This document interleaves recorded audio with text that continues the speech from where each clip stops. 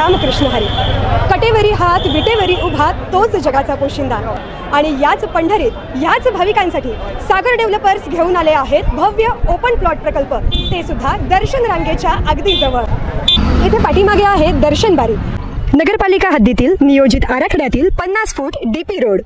संपूर्ण प्रोजेक्टमध्ये अंतर्गत street lights, plot demarcation, plantation आणि प्रत्येक प्लॉटला स्वतंत्र नळ कनेक्शन. संपूर्ण प्रोजेक्टला तारेचे कंपाऊंड.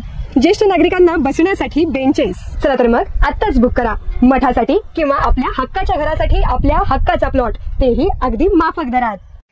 ताज्या घडामोडी पाहण्यासाठी आमच्या YouTube चॅनलवरील PVR म्हणजेच पंढरी वार्ता या न्यूजला सबस्क्राइब करा आणि शेजारील बेल आयकॉनवर क्लिक करा.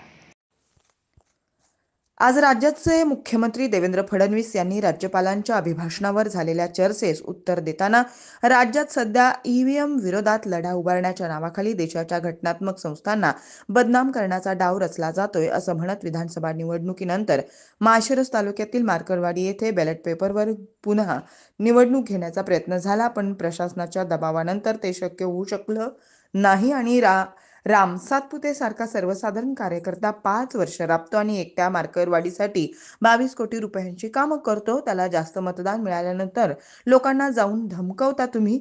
या धमकीचे ऑडिओ रेकॉर्डिंग आहेत. आपल्याला बॅलेटचं वोटिंग घ्यायचं आहे. या वोटिंगमध्ये मतं हे राष्ट्रवादी काँग्रेस शरद पवार पक्षाला ही कुठली पद्धत आहे? ही कुठली लोकशाही आहे? असा सवाल देवेंद्र फडणवीसांनी करत एखाद्या गावामध्ये मतं मिळाली नाही म्हणून गावामध्ये जाऊन दादागिरी करायची, ही दादागिरी खपवून घेतली जाणार नाही असा इशारा मुख्यमंत्री देवेंद्र फडणवीस यांनी दिलाय. या मतदारसंघातील महायुतीचे उमेदवार राम सातपुते यांनी मार्करवाडी येथे बोलताना येथील घडामोडीचा मास्टरमाइंड रणजितसिंह मोहिते पाटील असल्याचं म्हटलंय. तर महायुतीच्या अनेक कार्यकर्त्यांना धमक्या दिल्या गेल्याची माहिती त्यांनी पत्रकार परिषदेत दिली होती. त्यामुळे देवेंद्र फडणवीस यांच्या आजच्या भाषणाचा रोख मोहिते पाटील यांच्याकडे होता, अशी चर्चा आता सुरू आहे. आता फेक नरेटिव्ह फॅक्टरीमध्ये मार्कडवली जोडलं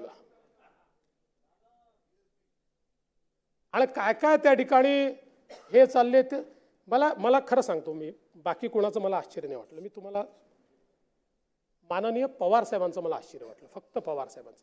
कारण हा देशातला एक अतिशय बॅलन्स नेता आहे. बघा, यापूर्वी नाना तुमच्या पक्षाने अनेक वेळा ईव्हीएमचा मुद्दा मांडला, पवार साहेबांनी कधी मांडला? कधीच नाही. हारले तरी जिंकले तरी. यावेळी मात्र पहिल्यांदा पवार साहेबांनी एक नवीनच लॉजिक आणलं. म्हणाले ईव्हीएमचं सेटिंग असं झालं आहे की छोटी राज्य आम्ही जिंकतो, मोठी राज्य हे जिंकतात. कर्नाटक छोटं राज्य आहे, बंगाल छोटं राज्य आहे, ते जाऊ द्या. पण नाही ते तर जाऊ द्या. आता ते हे एकटे पडले आता त्याच्यामध्ये. कारण परवा जम्मू काश्मीरमध्ये तिथले जे मुख्यमंत्री आहेत उमर अब्दुल्ला यांनी सांगितलं हे ईव्हीएमवर बोलणं सोडून द्या. हे त्यांना सांगितलं, सल्ला दिला. ममता दीदींनी पण सल्ला दिला. या ठिकाणी खरं म्हणजे आपण जर बघितलं तर तिथले जे उमेदवार तुमचे होते निवडून आलेले उत्तम जानकर, त्यांना 843 मतं आहेत. राम सातपुतेंना 1003 मतं आहेत मार्कडवाडीमध्ये. त्याच मार्कडवाडीमध्ये 2014ची निवडणूक जर बघितली, विजयसिंह मोहिते पाटील साहेबांना 533 मतं आहेत आणि सदाभाऊ खोतांना 664 मतं आहेत. लोकसभेची 664 मतं आहेत. त्यानंतर पुन्हा जशी विधानसभा झाली, विधानसभेतली मतं बदललेली आहेत. हनुमंत डोळसला 294 आहेत, अनंत खंडागळेला 969 आहेत. 2019ची निवडणूक तुम्ही बघा, लोकसभेची रणजितसिंग नाईक निंबाळकर यांना 956 मतं आहेत मार्कडवाडीमध्ये आणि संजय मामा शिंदेंना 395 मतं आहेत राष्ट्रवादी काँग्रेसची. आता सगळीच आकडेवारी माझ्यापर्यंत आहे, पण या ठिकाणी एक राम सातपुते सारखा सर्वसाधारण घरचा कार्यकर्ता 5 वर्ष राबतो आणि एकट्या मार्कडवाडीमध्ये 22 कोटी रुपयाची कामं करतो. 22 कोटी रुपयाची.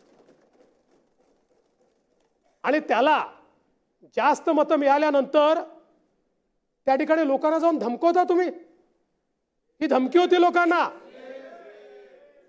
त्याची ऑडिओ रेकॉर्डिंग आहेत की आपल्याला इथे वोटिंग घ्यायचं बॅलेटचं, आणि बॅलेटच्या वोटिंगमध्ये मत कोणाला मिळालं पाहिजे तर राष्ट्रवादी काँग्रेस शरद पवार पार्टीला.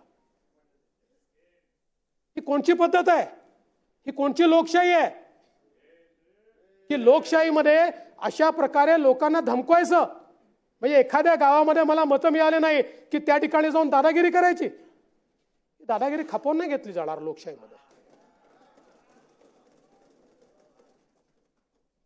खरं म्हणजे ईव्हीएमच्या संदर्भात या ठिकाणी शंका घेतल्या.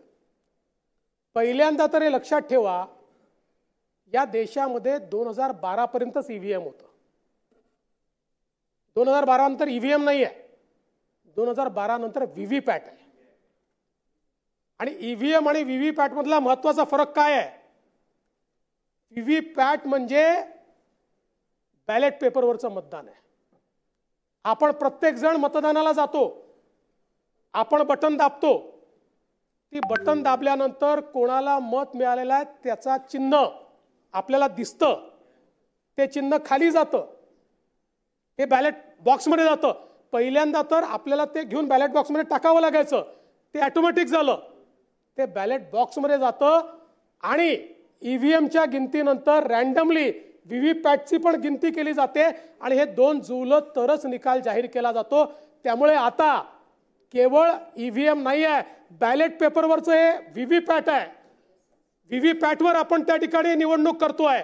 त्यामुळे जे ईव्हीएम चाललेलं आहे ना, ईव्हीएमचा अर्थ एवढाच आहे, एव्हरी वोट फॉर महाराष्ट्र, जे महाराष्ट्राने आम्हाला या ठिकाणी दिलेलं आहे.